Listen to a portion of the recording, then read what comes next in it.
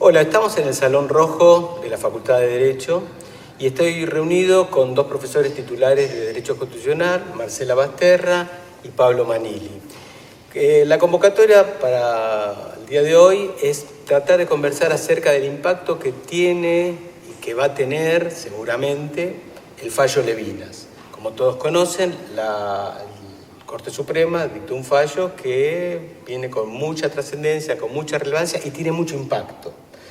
Así que me gustaría comenzar preguntándoles, ¿qué impacto, qué trascendencia, de qué manera creen que va a influir el fallo Levinas en la jurisprudencia, en los operadores del derecho? Bueno, gracias Leandro, gracias Pablo, es un gusto también compartir este espacio con ustedes. Antes de adentrarnos en el fallo, a mí me gustaría destacar algo que me parece muy importante, y es que la Corte Suprema en este fallo da una vuelta más en la autonomía de la ciudad de Buenos Aires, algo que está en la Constitución del 94, en el artículo 129, se estableció la autonomía legislativa y política. Eso se hizo de inmediato cuando se sanciona la Constitución del 96 en la Ciudad de Buenos Aires, pero la autonomía jurisdiccional quedó prácticamente trunca porque hubo solamente 3 convenios de transferencias penales y un convenio de transferencia de la policía.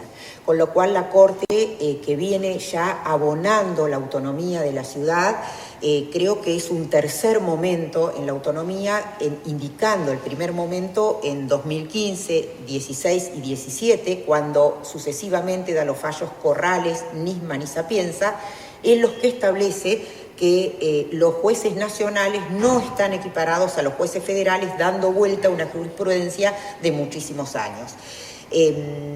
También posteriormente, un segundo momento de la autonomía, digamos, se da cuando se dictan las sentencias Bazán y Gobierno de la Ciudad de Buenos Aires con Provincia de Córdoba, cuando ya se afora la Ciudad de Buenos Aires a la jurisdicción originaria de la Corte Suprema, diciendo si la Ciudad de Buenos Aires no litiga ante la Corte Suprema es someterla a litigar en tribunales de extraña jurisdicción, y donde se establece el estatus de la Ciudad de Buenos Aires como una ciudad constitucional federada que forma parte activa del federalismo argentino.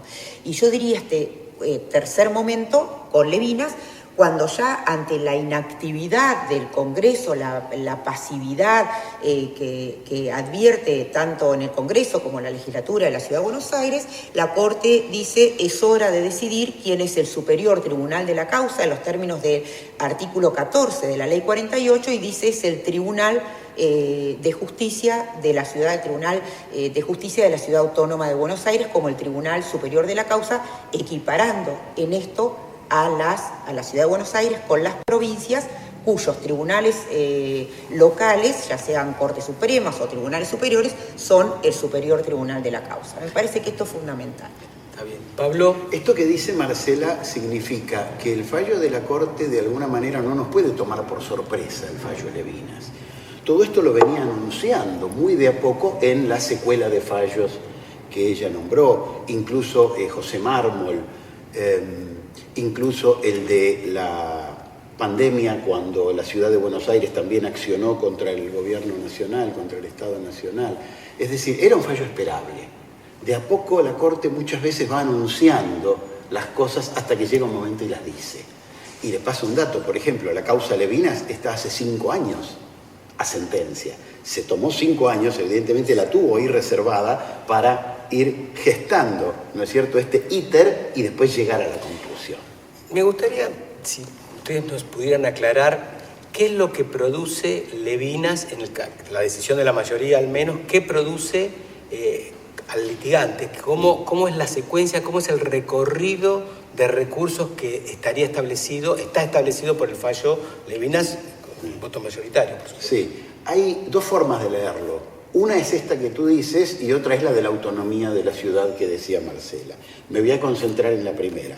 La Corte ya desde el año 1985, el fallo Strada, que luego fue complementado por el fallo Di Masio, generó una doctrina diciendo que todas las cuestiones, aunque sean cuestiones constitucionales, debían ser primero tratadas por el Superior Tribunal de la provincia para luego llegar a la Corte Suprema. En los primeros párrafos ya del fallo Levinas cita a estos dos fallos, Estrada y Di Masio, con lo cual parecería que la Corte va a ir por el lado de simplemente hacer una cuestión de derecho procesal constitucional y decir cuál es el superior tribunal de la causa. Entonces, decirle al justiciable, mire, usted obtuvo una sentencia desfavorable en una Cámara Nacional de Apelaciones, civil, comercial, laboral, primero debe recurrir al Superior Tribunal de la Ciudad Autónoma de Buenos Aires y después eventualmente vendrá a la Corte Suprema por recurso. Ese orden procesal que establece el fallo, orden procesal constitucional que ordena el fallo, ¿es una prerrogativa que la Corte puede disponer por sí o sería necesario una ley que así lo diga? Bueno, eso es uno de los temas que más se discute. De hecho, el voto de Rosenkrantz en disidencia entiende que es potestad del Congreso y no de la Corte Suprema establecer estas cuestiones.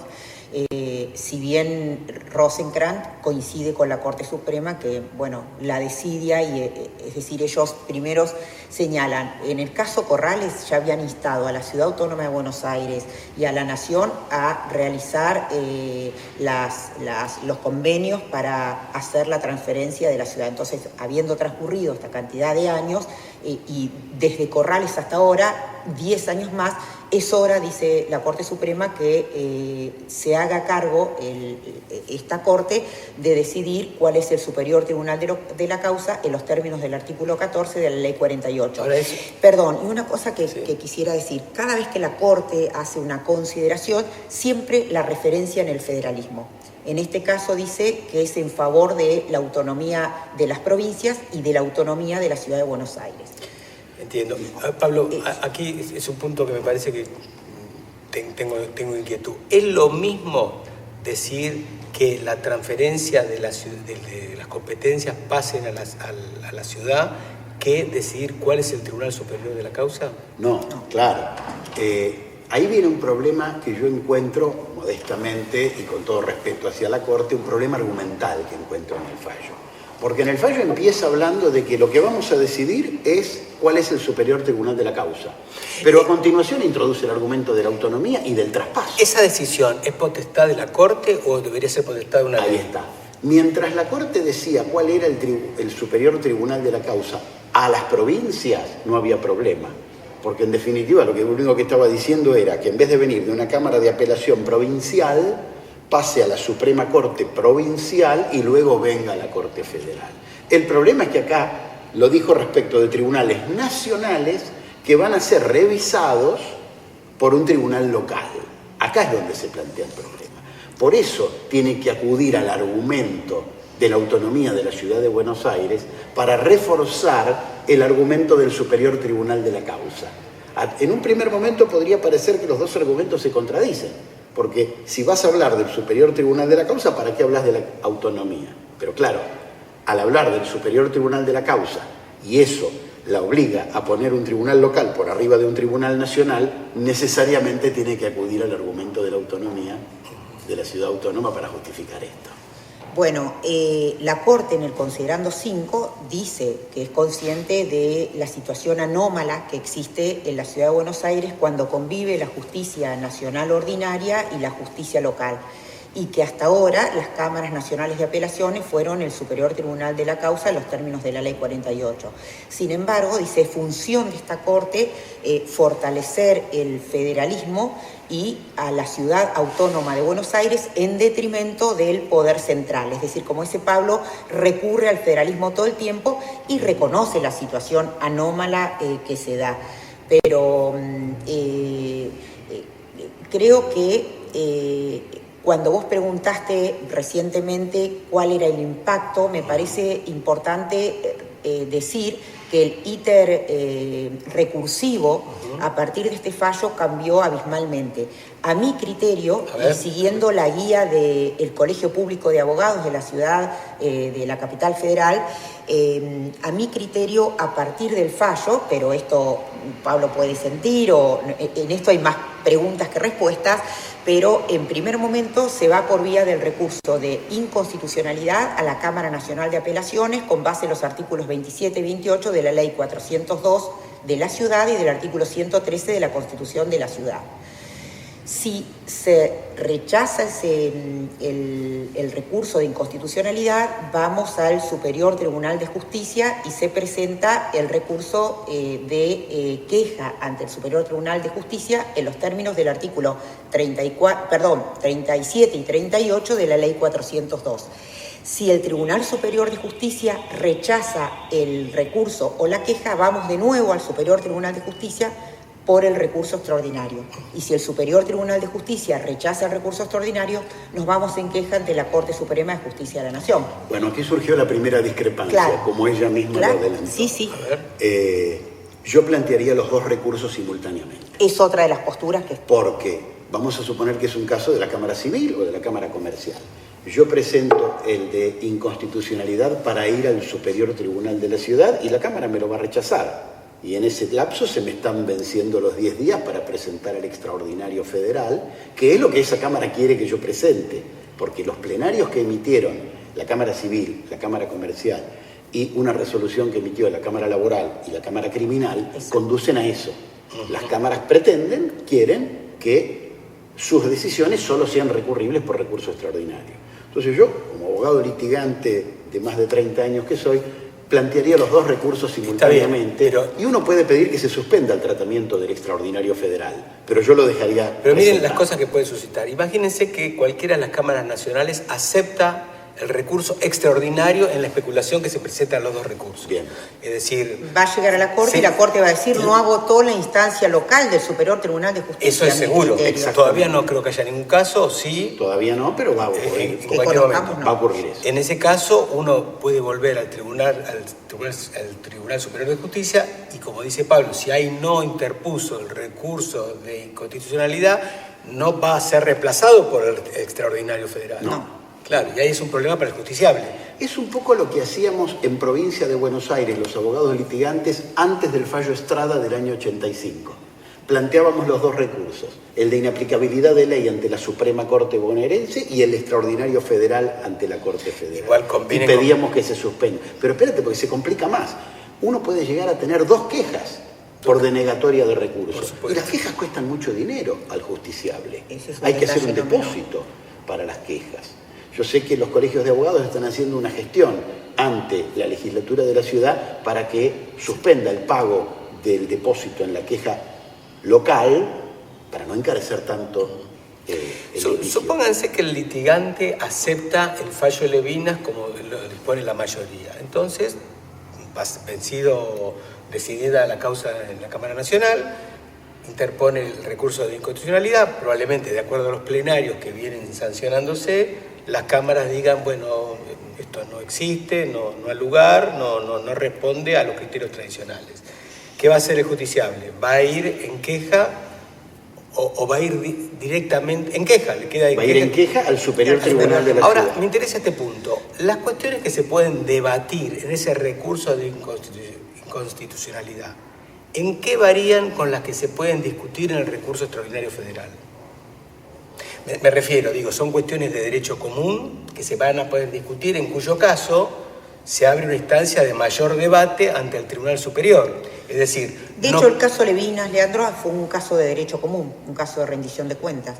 Y el Superior Tribunal lo tomó y se abrogó a tratarlo, digamos, ¿no? Claro, pero el justiciable, el litigante, tiene ahí una cuestión muy relevante. Hay un problema, porque el recurso de inconstitucionalidad ante el Superior Tribunal, yo entiendo que es un recurso más amplio que el recurso extraordinario federal. Es muy circunscrito. Porque en el extraordinario federal me van a aplicar la doctrina de que la cuestión federal debe ser relevante. Sí. Si es una cuestión relacionada con derecho común, debe estar inescindiblemente relacionada. La cuestión federal debe mantener actualidad. La cuestión federal debe superar el filtro del artículo 280 del Código Procesal, que sería lo que nosotros llamamos el certiorari negativo, por el cual la Corte puede decir, mire, esta cuestión es intrascendente, no la quiero tomar.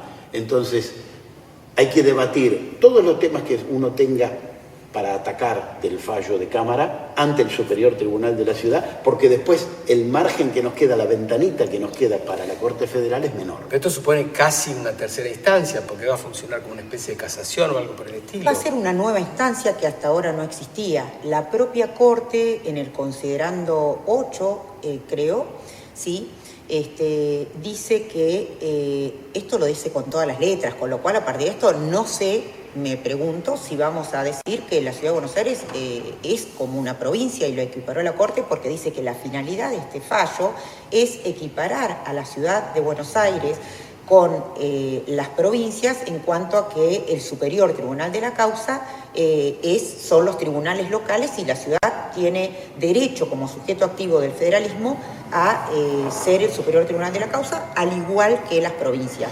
Y dice que con esto trata de superar históricas desigualdades entre las provincias y la Ciudad Autónoma de Buenos Aires.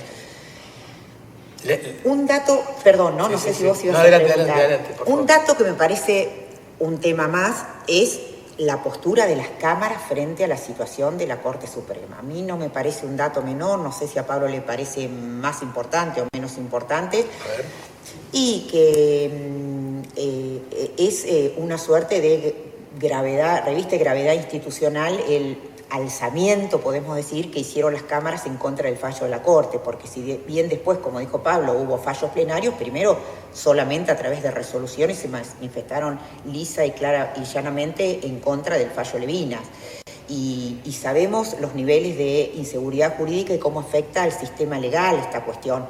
Fernández Segado lo contaba en relación a, en su libro La Guerra de los Tribunales, si bien se refería al Tribunal Supremo y al Tribunal Constitucional Español para los casos de amparo, pero entre nosotros, autores como Alberto Garay, que habla de la obligatoriedad de los precedentes, si bien este precedente es obligatorio inter partes, porque esos son los efectos del control de constitucionalidad en nuestro país, no podemos negar, y siguiendo al fallo de la Corte de Cerámica San Lorenzo de 1985, que es obligatorio en principio para los tribunales inferiores una obligatoriedad atenuada, digamos, de las decisiones de la Corte, salvo que haya nuevos argumentos. Con lo cual creo que hubo un adelantamiento de las cámaras en salir a rechazar el fallo de la Corte, y eso me parece que es bastante grave. Yo creo que la Corte va a reflotar en algún momento la doctrina del fallo Fariña de fines de 2019, donde modifica la doctrina de Cerámica San Lorenzo que acaba de citar Marcela, y dice, en una causa regida por el derecho común, no era una causa federal, Fariña, diciembre del 19, siempre nos deja estos regalitos la Corte el último día del año, sí, ¿no? En el año 2006 fue Massa, en el 2010, por la especificación, en el 2019 Fariña, en el 2024 Levinas. Vuelvo a Fariña, la Corte dice, lo que esta Corte decide es obligatorio para los tribunales inferiores, lisa y llanamente. Y repito, lo dice en una causa de derecho común. Con lo cual, me parece que va a sacar a relucir nuevamente la doctrina. ¿Pero es obligatoria la decisión concreta o es obligatoria la nueva competencia o es obligatoria? Lo que dice la Corte es la doctrina. La doctrina, totalmente. Y si uno lo mira desde un punto de vista procesal, la decisión de Levinas es meramente procesal. Después uno saca las conclusiones de que esto significa el puntapié inicial del traspaso de la justicia, pero esas son decisiones que saca uno. Ahora, la Corte lo que dice es, antes de venir acá tenés que pasar por allá. Es procesal. Hay un conjunto de problemas. ¿Qué pasa, por ejemplo, con las nulidades en los códigos procesales? Es decir, el Tribunal Superior tiene un código procesal que es el Código Procesal de la Ciudad, ¿no es cierto? Sí, lógicamente. Y naturalmente va a tener que decidir sobre nulidades o problemas o discusiones sobre códigos procesales que en principio no aplicaba. Porque toda la causa tramitó por el Código Procesal Civil y Comercial de la Nación y luego va a ser revisada por un tribunal que aplica un código procesal distinto. Bueno, ahí hay un problema grande y grandísimo. Muy aguda tu señalamiento. Sí, ahí las cámaras dicen que entre las cuestiones por las cuales rechazan el fallo y rechazan el caso Levinas cuando presenta el recurso de inconstitucionalidad, porque entiende dice, esta Corte entiende únicamente en temas que son abarcados por el Código Procesal y Civil de la Nación. Ni les cuento problemas qué sucedería con una ejecución de una sentencia de una Cámara Nacional estando pendiente un recurso de constitucionalidad en la ciudad. Ustedes van a decir, lo mismo sucede cuando va al federal, que también se puede ejecutar, pero podría suscitarse una locura, que es que, por ejemplo, uno ejecute una sentencia de una Cámara Nacional, se acepta el recurso de constitucionalidad, lo cual hay que ver si las cámaras nacionales aceptan la competencia de interrumpir aquella ejecución, no sé si me van siguiendo, sí, para después luego decidir de otra manera. Entonces puede haber un momento en el que se está ejecutando la sentencia cuando la Corte Suprema acepta el recurso extraordinario, se interrumpe la ejecución.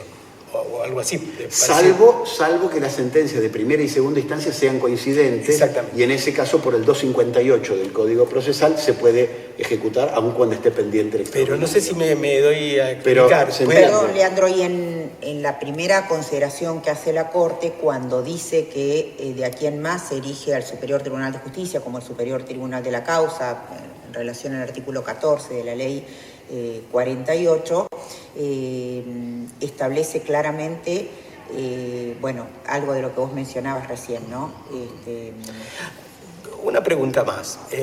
Por supuesto que estamos en una reunión académica con profesores de Derecho Constitucional, estamos en la Facultad de Derecho.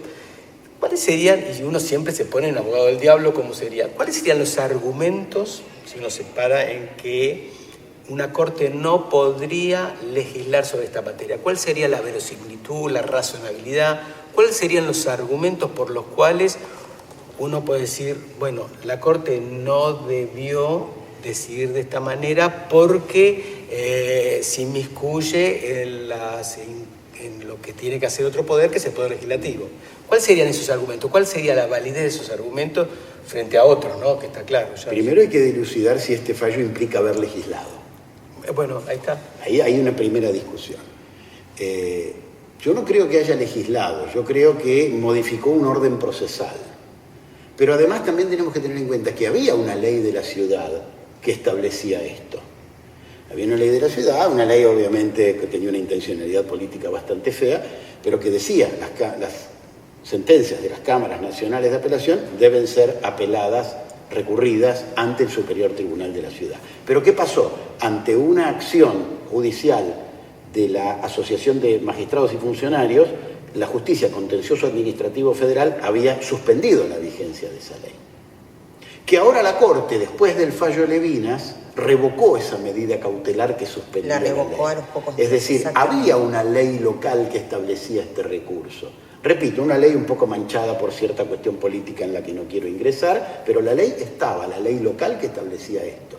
Con lo cual la Corte, que es juez de su propia competencia, la competence de la competence, como dicen todos los tribunales superiores del mundo, dijo, mire, yo voy a ser competente siempre y cuando la causa haya pasado por el Superior Tribunal de la Ciudad. Yo no sé si legisló. Es un tema muy discutible. Rosenkrantz dice que es una cuestión que compete al Congreso y no a la Corte tomar este tipo de decisiones.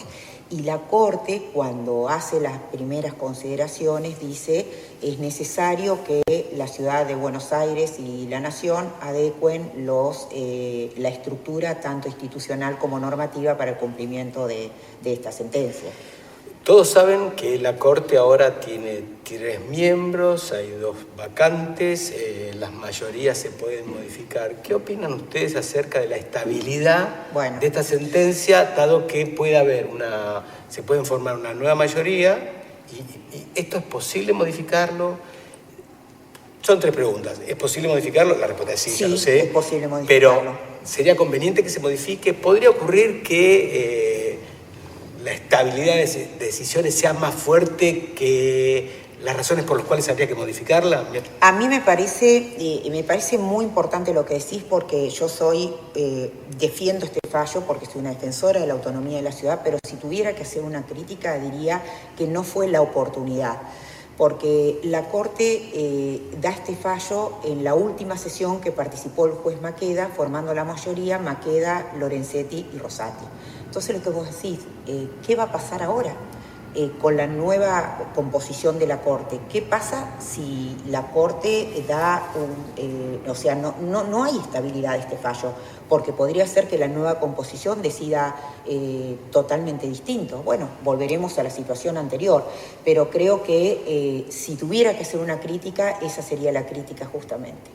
Aclaremos la situación. Hoy tiene 3 jueces titulares la Corte, el doctor Lorenzetti y el doctor Rosati, que votaron a favor del fallo Levinas, y el doctor Rosenkrantz, que votó en disidencia, con lo cual no hay una mayoría. Tenemos al doctor García Mansilla, que asumió en comisión.